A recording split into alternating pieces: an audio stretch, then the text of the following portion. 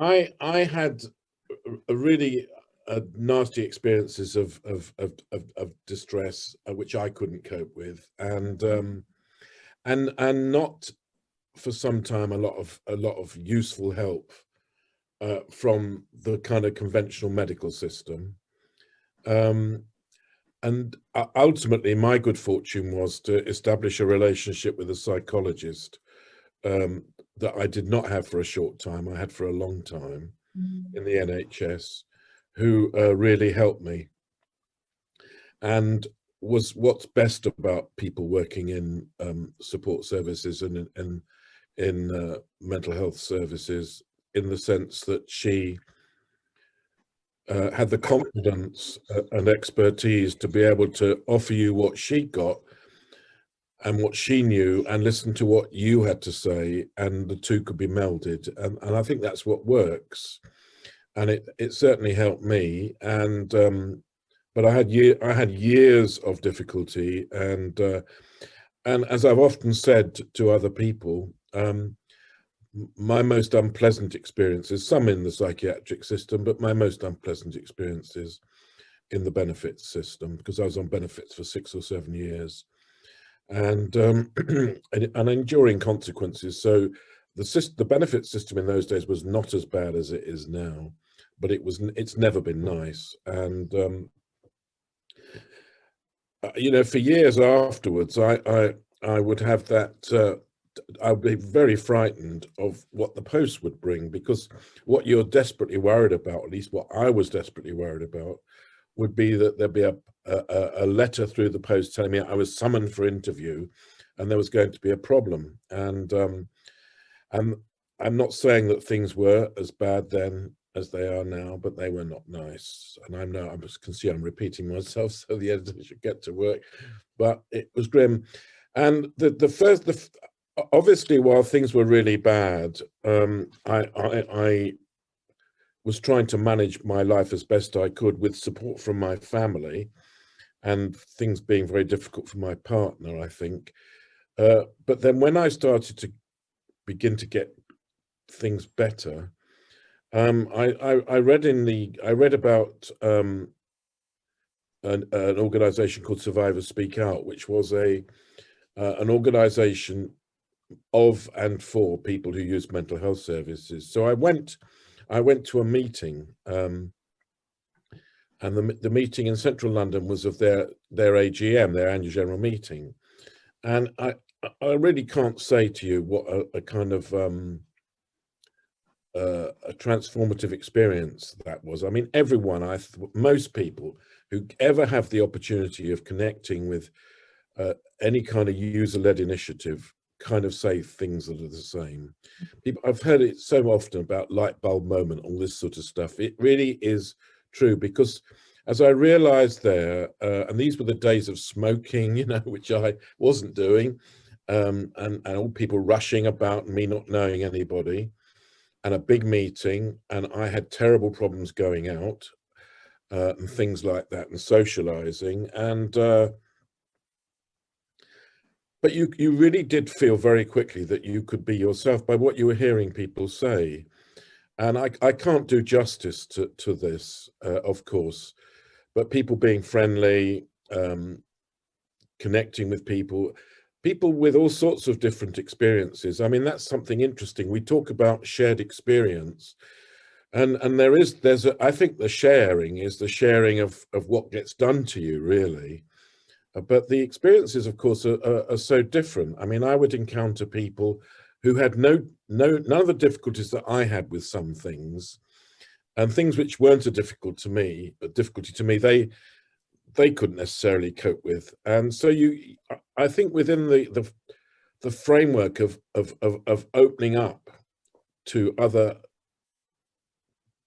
painful, difficult, devalued experiences, you start to think. I really have to say, and I'm speaking here with both a personal hat on and an academic hat on, from having to think a lot about these sort of things as part of my occupation, that we are really in our society very powerfully encouraged to dislike each other if there is any difference, to be confused by difference, to be fearful of it and suspicious, whether that's the difference of, say, someone as a trans person or transing, or somebody who doesn't have citizenship status, or someone of a different ethnicity, or someone on benefits, or a mental health service user, or a disabled person. And this is something which in my lifetime has got much, much worse, I think. I think it contrasts with how other realities work, like the messages we get about people who are different can be really hostile and negative, and we may take those in and internalize them. But what's ironic, I think, is the way we're living our daily lives. And I've seen over my life, you know, from going to a school at a time when there were no disabled children, well, that hasn't changed much. But there were certainly no Black or minoritized children in my school when I went to school. And then the transformation of where I came from, the education, the population, to a time when, you know, when our children went to school, then, you know, more than half the class sometimes would come from other ethnic backgrounds, and their friends are just incredibly diverse, and they've kept their friends, and it's extraordinarily different, and it works. And it doesn't just work in London, it works. And yet we have these constant messages, and we're so manipulated by them. I mean, today, hate Eastern Europeans. They're coming here, they're taking your jobs.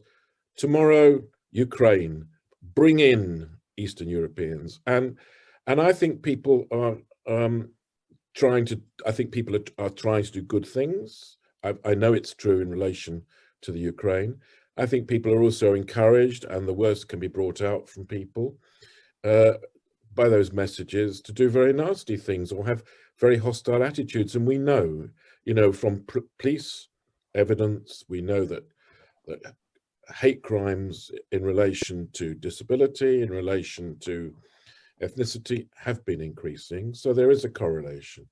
And that's the context of my involvement in Survivors Speak Out, and started off as a very sort of distant involvement, as it were, and then getting to know people a bit and thinking this was something worthwhile because you didn't have to think about yourself in the way that, in a very confused state, I think a lot of people might, as I did, you know, what's gone wrong? I can't cope with this. This is terrible. What's happening to me? Who am I? Why am I like this? To be able to begin to think it through with different voices, people who've had more confidence, people for whom it's been a lifetime struggle, people that you can connect with, people who are kind to you, people that you don't have to tell lies to, people that you can be that's the point, you can be yourself with. And that was an important and initial experience. And then I began to do lots of work in relation to the issues that were affecting me directly as a mental health service user. I think particularly, I can't really remember why I was, but I think I had a lot of involvement in the disabled people's movement, partly because of who I knew, partly because of what I thought it was achieving, and its receptivity. And then I began to do work in these areas. So, for example, there were people like a guy called Chris Harrison, who I got to know very well in Survivors Speak Out. And he's one of the many people who became friends. And that's the other thing, of course, you can make friends with people, I mean real friends. And what's interesting about Chris was that Chris was someone who had really difficult mental health issues, but was also a disabled person. He was blind, you know, and you think, I mean, I don't know how to put this. Chris, who was put in an institution, his parents were advised as a blind child, it was the best thing to do. Advice I've heard a number of times since of those generations, at the age of 4. Is it surprising that Chris found things quite a struggle? You know, and I got to know Chris. I knew Chris when he was in the bin. I knew Chris when, you know, we go out for coffee sort of stuff. And I do remember one of the profound things that Chris said, and these are all things to do with shaping our lives, I think, in a real sense of gaining an understanding. You know, he said something like, people, when I'm having a bad time, which could be down or up, people sort of talk about, I wish, you know, I hope for you sort of stuff. Nothing nasty, your usual self. And as he said, this is part of myself, you know, this is part of who I am. And that's one of the things that I think, you know, you have to get to understand. I do remember once I was speaking at a conference, and at the end of it, people come up to you, and a really nice woman came up to me, another survivor, and she said, "It's so nice to see you here. You know, now you're cured." I said to her, well, I wouldn't actually say I was cured. I just think I've got better at dealing with the sorts of things, you know, like we do, which I think we do, especially when we have that kind of support. So, you know, I was having the very fortunate experience, which of course some people never get, because, you know, we live in a world where big charity dominates, and I don't think big charity always finds it easy to look beyond its own interests, to try and rethink things, to feel that it needs sometimes to be a bit direct with central government rather than just getting the money from central government. So I think I was being privileged to have this contact with really terrific people and organizations who are part of what is a new and different way. And it is part of that sort of impetus to social movements, new social movements, which it has also been reflected in the identity movements of women, of LGBTQ plus people, of Black and minoritized people, of older people, in relation to campaigning for the future of the planet, in relation to nuclear power and nuclear war. It's, you know, it's part of all that. And the connection with shaping our lives is because I was in the proximity, you know, in that zone. I had contact with what doesn't exist anymore, but was a very good organization led by a woman who was a feminist with a commitment to including and involving people, which has always been at the heart of my interest in life. Not how things can be better for people, how we can be involved to make things better for ourselves. And of course, it's worked for me. That's what made a real difference. And this woman supported participatory initiatives. And one of the people that she appointed, Tessa Harding, who was the policy officer of the National Institute for Social Work, she managed to get some money, and she had the same motivation. And I can't remember the exact process, but there were at least three of us. There was me, there was Tessa, who I didn't identify as a service user, but was a kind of professional policy officer, but a woman with commitment, and Claire Evans, who was a disabled woman in the west of England. And I think we were, at least the three of us, I hope I'm not forgetting anybody, we're at the heart of these conversations about setting up a project.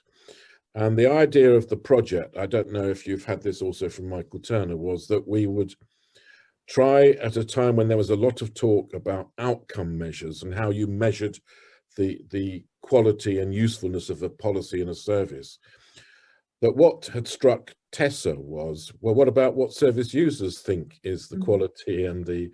So we became a little group, and I think the revolutionary thing that we had the good sense to do with this money, which Tessa had managed to get, because she was good at that, and we got 2 loads of money at that stage, we set up a national user group. That's how it all started. And the point of this group was, I don't know, 15 to 20 people, was people as service users, so that people could be disabled people, older people, mental health service users, etc., people with learning difficulties, was that these would be people that we'd get to know who had roots in their community and were doing things. They got connections. I don't mean these were powerful people, they got connections. I mean, they were connected in the context of them being service users. And we did these 2 projects, and then what happened was that Daphne Statham, who was the director of the National Institute for Social Work and a real ally, as I've encountered other real allies over my life, I'm pleased to say, told us one day that the National Institute was going to be closed, that there was going to be a new approach to the kind of leadership of social work, and they had these reserves, and that she wanted to float our boat. She wanted the little chicks. I don't say she called us chicks, but she had these 3 organizations that they had supported. One was the Race Equality Unit, which has since then absolutely thrived and has an strong independent identity. Another was, I think it was called the Relatives Association. These are all very modest groups, but doing real things. Working to support people as relatives and in residential services. Obviously the mandate of the Race Equality Unit was pretty obvious. And she wants to divide the resources that will be left when it was closed down between the 3 of us, so that we could then become a constituted organization. So that's how we started. And so we had a reserve, and we've still got a lot of that reserve. Some of it's gone and we've got it back, but it's been absolutely critical to, over the years, when basically the resourcing of user-led disabled people's organizations has not been equal and fair. That's kept us going, but we then set up as an independent organization. But I want to stress that and of course, you've spoken to Michael Turner, and Michael was our initial worker and has a good understanding and recollection, I think, of our history. But I think the things I may be repeating what Michael said, which for me have always been absolutely central to shaping our lives, and which I think we owe to our first director, lead, Fran Branfield, another disabled woman, was an utter commitment. She wouldn't take the job unless we promised that we would seek to work inclusively and accessibly. And also what we kind of got into by an accident, really, from before, was that we never, as the old charities have always been, we were never about one condition or one group of people. We were always committed to working across impairments, to people who might not identify in terms of impairments, as many mental health service users don't. And you've got to remember also that we're talking about the late 90s when we started, and the earlier 90s was when people were acquiring HIV and AIDS and were dying, and dying in large numbers. And we involved them.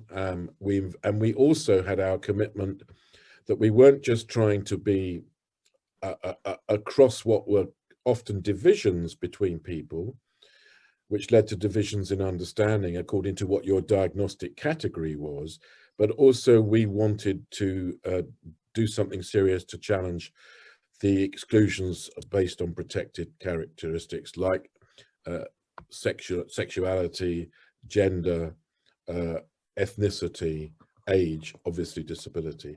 And I'm not trying to make a claim that we've always got everything right, and I'm not suggesting we have dealt with all the enormous issues that are raised by trying to be inclusive, but that's been these are the firm resting places, I would say, for what has shaped us in the aim, in the detail of how we work, in what we try and achieve, always to be committed to inclusion, to challenging the routine exclusions, to getting to understand when new things are raised by people, as barriers we've discovered ourselves in our own work, and challenging those. And I think that whenever I talk with people and they say things about shaping our lives, they do tend to come back to those points that I've raised about, it's somewhere where you can like I valued, do things, feel an involvement. Don't just feel that you're there to make up the numbers, and have a real possibility of the sense of being treated as an equal, and all sorts of expressions of that over the years.